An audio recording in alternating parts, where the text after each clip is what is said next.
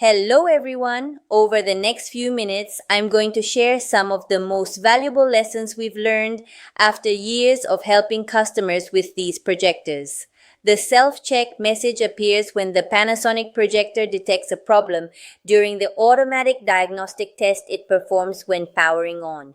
Simply put, before it projects an image, the projector checks that components such as the lamp, cooling fans, sensors, and internal electronics are all working properly. If something fails that check, the projector stops the startup process to prevent further damage. At our shop, we often hear customers say things like, "It only says self-check and won't do anything else," or "It worked fine yesterday, but today it won't get past that screen." The first thing we explain is that this message doesn't point to a specific part.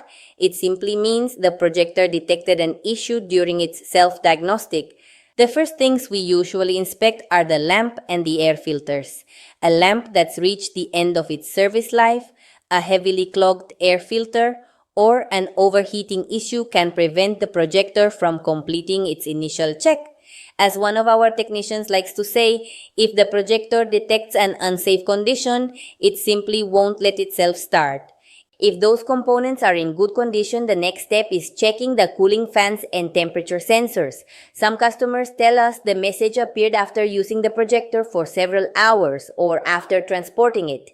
In those situations, a blocked cooling fan, a loose internal connection, or a sensor sending incorrect readings can trigger the error. According to Panasonic, this message is generally related to a problem detected during the projector's self-diagnostic process.